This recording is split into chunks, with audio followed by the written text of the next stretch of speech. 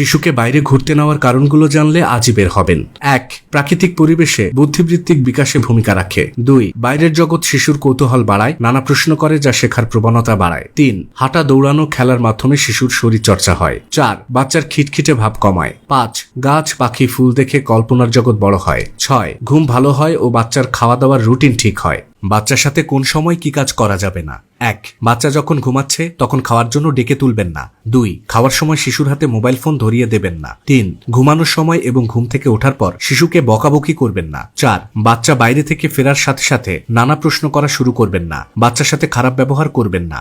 যে 4 কারণে বাচ্চার দুষ্টুমিতে বিরক্ত হবেন না। 1. দুষ্টুমি শিশুর মনের কৌতূহল ও শেখার প্রক্রিয়ার একটি স্বাভাবিক প্রকাশ। 2. চঞ্চলতা ও প্রশ্ন করার প্রবণতা বুদ্ধিমান শিশুর চিহ্ন। 3. নিজের ইচ্ছে মতো কাজ করার প্রবণতা শিশুর আত্মবিশ্বাস গঠনে সাহায্য করে। 4. ছোটখাটো দুষ্টুমি মানে শিশুর নিজের সমস্যা সমাধানের উৎসাহ তৈরি।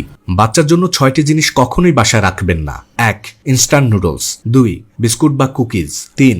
সস বা কেচাপ। 4. প্যাকেটজাত সেরেলাক। 5. ক্যান্ডি এবং 6. চিপস। এসব খাবার শিশুর জন্য মারাত্মক ক্ষতিকর। দীর্ঘমেয়াদী এসব খাবার শিশুর শরীরে ডায়াবেটিস, স্থূলতা বা ক্যান্সারের মতো মারণ রোগ সৃষ্টি করতে পারে।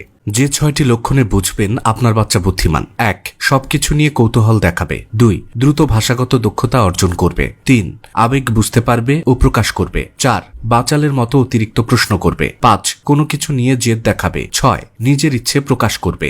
শিশুর ভুল ধরবেন কিন্তু অপমান করবেন না। ভুল করা একটি শিশুর জন্য খুবই স্বাভাবিক, তাই ভুল সংশোধন করতে পরিহাস করবেন না। বাচ্চাকে অপমান করা হলে তার আত্মবিশ্বাস নষ্ট হয়ে যায়। যেহেতু আপনি নিজেও ভুল করেন, তাই ভুল কোনো অপরাধ নয়, বরং এটি শিক্ষালাভের একটি স্বাভাবিক মাধ্যম। সন্তানকে শিক্ষা দিতে তিরস্কার করবেন না, কারণ শিক্ষা মানুষকে গড়ে তোলে আর অপমান মানুষকে ভেঙে দেয়। বাচ্চা প্রতিদিন রাতে দেরিতে ঘুমায় যে 5টি কারণে। 1. রাতে খাবার দেরিতে খাওয়ালে। 2. বাচ্চার সামনে মোবাইল বা টিভি দেখলে বা বাচ্চাকে দেখালে। 3.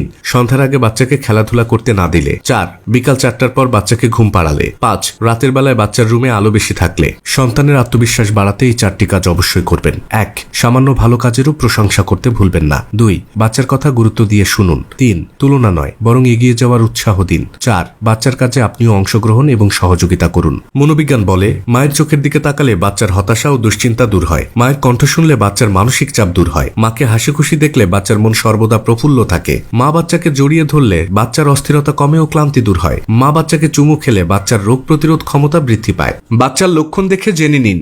বাচ্চা চঞ্চল ও দুষ্টু, তাহলে সে এনার্জিতে ভরপুর। বাচ্চা খুব লাজুক, তাহলে সে নতুন মানুষকে বুঝতে সময় নেয়। বাচ্চা বেশি প্রশ্ন করে, তাহলে সে বুদ্ধিমান ও কৌতূহলী। বাচ্চা জেদি ও একরোখা, তাহলে সে স্বাধীন চেতা।